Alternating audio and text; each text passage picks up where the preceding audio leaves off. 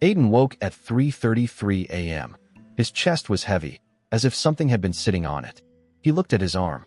A small scar, shaped like a feather, had appeared overnight. He did not remember cutting himself. He tried to ignore it. He went to work. He closed a deal. He lied to a client. He smiled. The office hummed with its usual rhythm. Phones ringing. Keyboards clicking. The stale smell of coffee and ambition. He felt nothing. Not guilt. Not pride. Just the mechanical motion of a man who had forgotten how to stop. That night, the scar burned. It was not a dull ache. It was a searing heat, as if a tiny coal had been pressed into his skin from the inside. He sat up in the dark, breath shallow, and stared at the mark. It pulsed once, and he knew, without knowing why, that something had begun. In his dream, he stood in a vast hall. Two massive scales rose before him, taller than any building. On one side, a single white feather. On the other, his own heart, beating, exposed, fragile. The heart was heavy. It sank, dragging the scale down. A voice echoed, "You have been weighed. You have been found guilty." A shadow stirred behind the scales. A massive crocodile head emerged, ancient, scarred, with eyes that had witnessed the death of empires. Its jaw opened slowly, not to roar, but to speak. Aiden woke screaming. The scar on his arm had grown. It now formed a complete feather, dark, almost burnt. He showed it to a doctor. The doctor studied it in silence, then stepped back, as if the mark itself had moved. The doctor had no explanation. That night, Aiden did not sleep. He watched the scar. It pulsed with a faint, gold light. At midnight, a woman appeared in his room. She was tall, dark-haired, with eyes the color of desert sand. She wore ancient linen, her arms covered in hieroglyphs. "Your soul has been weighed," she said. "You have 7 days to redeem yourself." "Who are you?" Aiden whispered. "I am Sahar. I was a priestess once. Now I am a guide for the condemned. I can show you the path, but I cannot walk it for you." Sahar explained the rules. Aiden had 7 days to find 3 souls who would vouch for his goodness. Each soul must speak freely, without being coerced. If he succeeded, his heart would be reweighed. If he failed, Ammit would come at dawn of the 8th day. "She will not kill you," Sahar said. "She will devour your soul. You will not die. You will simply cease to exist." Aiden felt cold. What counts as a good soul? One who has known you and still believes you are worthy. Aiden thought of his mother. She had passed away 10 years ago, but she had always believed in him. He visited her grave, placed flowers, and whispered to the stone, "Speak for me." Nothing happened. Sahar appeared beside him. "The dead cannot speak for the living," she said. "Their voices no longer carry weight in the hall of judgment." Aiden cursed. "Then who can speak for me?" "The living," Sahar said. "But they must speak from the heart, not from guilt or duty." Aiden had not spoken to his sister Maya in 5 years. She was the only person who had ever truly known him, before the deals, before the lies, before he became the man he was. He drove to her small cottage in the countryside. She did not smile when she saw him. "What do you want?" Maya asked. "I need you to speak for me," Aiden said. "I need you to tell the truth about me." Maya stared at him. "I've been telling the truth about you for years, Aiden, and I don't like what I see." Aiden sat on Maya's porch. He told her everything. The lies, the deals, the people he had betrayed. He did not make excuses. "When we were children," he said, "you used to say I had a good heart. I lost it somewhere. I don't know where." Maya said nothing for a long time. Then she whispered, "You lost it when you stopped believing you were worth saving." She reached out and touched his hand.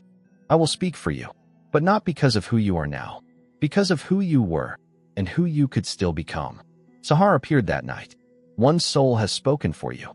You need 2 more. Do not waste time." Aiden thought of his best friend from university, a man named David. David had been loyal, honest, and kind, but they had not spoken in years. Aiden had borrowed money from him and never repaid it. David's number was disconnected. His house was empty. He had moved abroad. Aiden called every number he could find. Nothing. Time was running out. Sahar appeared at dawn. "The second soul must speak of you freely. If you cannot find a living soul, you may find a soul in the place where memories live." She held out a mirror. "The Hall of Judgment is not a place. It is a state of mind. A memory can speak as loudly as a voice." Aiden looked into the mirror. He saw himself as a boy, running through a field, laughing. He heard his own voice. "I'm going to be a good person, Maya. I promise." That boy was still inside him. But was he still alive? Aiden dreamed of his childhood. He saw himself at age 10, helping a lost dog find its owner. He remembered the way the dog's tail had wagged without hesitation, a trust he had not earned, but been given freely. He saw himself at 15, staying up all night to comfort a friend whose father had died. He had been good, once. That boy had not known how to lie. That boy had not needed to. That night, Aiden sat alone in his bedroom, staring at the scar on his arm. It had not glowed since the morning. He felt the weight of the days slipping away. Then Sahar appeared beside him. "You need 2 more souls," she repeated. "The first has spoken. The second must be found among the living, or among the honest." Aiden decided to visit his former business partner, Claire. She was someone he had worked closely with for years, until he betrayed her. He had taken credit for her work, stolen her ideas, and left her to face the consequences alone. She had lost clients, respect, and nearly her career because of him. She agreed to meet him, but her eyes were cold. Claire listened to Aiden's story. She did not interrupt.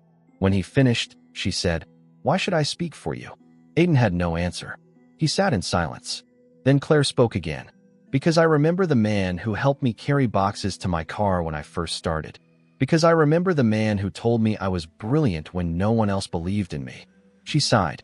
"You are not the man I knew, but that man is still inside you.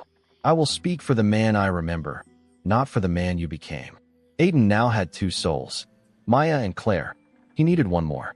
He thought of his father, who had abandoned the family when Aiden was 12. He thought of the anger, the hurt, the silence that had shaped his life. He visited his father's grave. It was unmarked, forgotten. Sahar appeared. "The dead cannot speak. But you can." "What do you mean?" Aiden asked. "You must speak for yourself," Sahar said. "The third soul is your own. You must confess, fully and without reservation." Aiden stood before a mirror.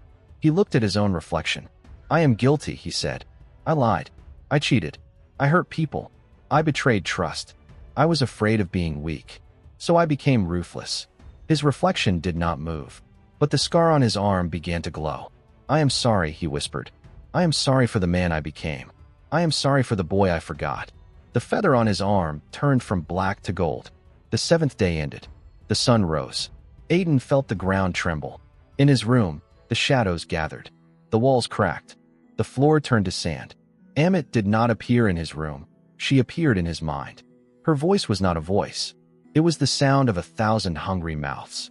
"You have been weighed. You have been found guilty. You have 3 witnesses. Let them speak." Maya's voice echoed. "He was good. He can be good again." Claire's voice echoed. "I remember the man he was. I believe he can return." Aiden's own voice echoed. "I am sorry. I am not innocent, but I am willing to change."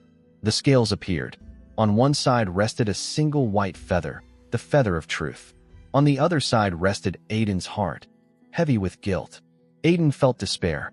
He had failed. But Maya's voice spoke again. "The heart is heavy because it holds regret. That is not the same as evil." Claire's voice spoke. "Guilt can be a gift if it leads to change." And Aiden's own voice spoke. "I am not yet worthy, but I am trying. Does that count?" The scale trembled. The heart rose, just a little. It did not float, but it no longer sank. Ammit stirred. Her crocodile head turned toward Aiden.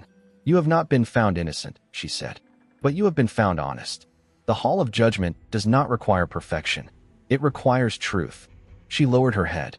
"Your soul is not devoured, but it is not freed. You will live, but you will always carry the scar." The feather on his arm faded. It did not disappear. It became a faint mark, a reminder. "You will always be weighed," Ammit said. "Every choice you make will be judged. But now you know the truth." She vanished. Aiden woke in his room. The walls were intact. The sand was gone. He looked at his arm. The feather was still there, pale, almost invisible. Sahar stood in the corner. "The judgment is over. You are not the same man who began this journey." "Am I forgiven?" Aiden asked. Sahar smiled. "You are not forgiven. You are given a chance. That is the same thing." Aiden called Maya. He asked for forgiveness, not as a transaction, but as a beginning. For the first time in years, the weight in his chest did not feel like guilt. It felt like hope.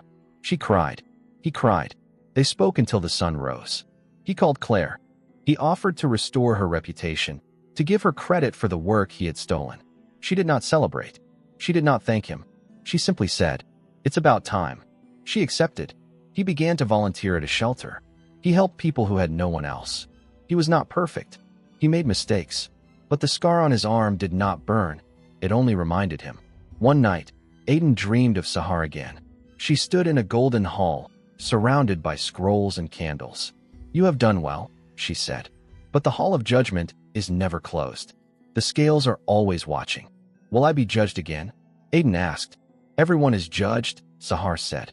"Every choice, every thought, every moment of silence or action. But now you know the truth. Judgment is not punishment. It is awareness." Aiden touched his arm. The feather was gone. A faint circle remained, unbroken, golden. He understood. The scar was not a mark of guilt. It was a seal of truth. He looked in the mirror. He saw a man who had been weighed and found wanting, and had chosen to become worthy. He smiled. Aiden lived simply. He did not earn much. He did not seek power. He kept in touch with Maya. She visited him every month. He became a mentor to young people who had lost their way, just as he had lost his. One evening, he saw a shadow in his room. It was not Ammit. It was not Sahar. It was a child, a boy with golden eyes and a scar on his arm. "You have been weighed," the boy whispered. Aiden smiled. "I know, and I am still learning." Aiden sat in his garden, watching the stars.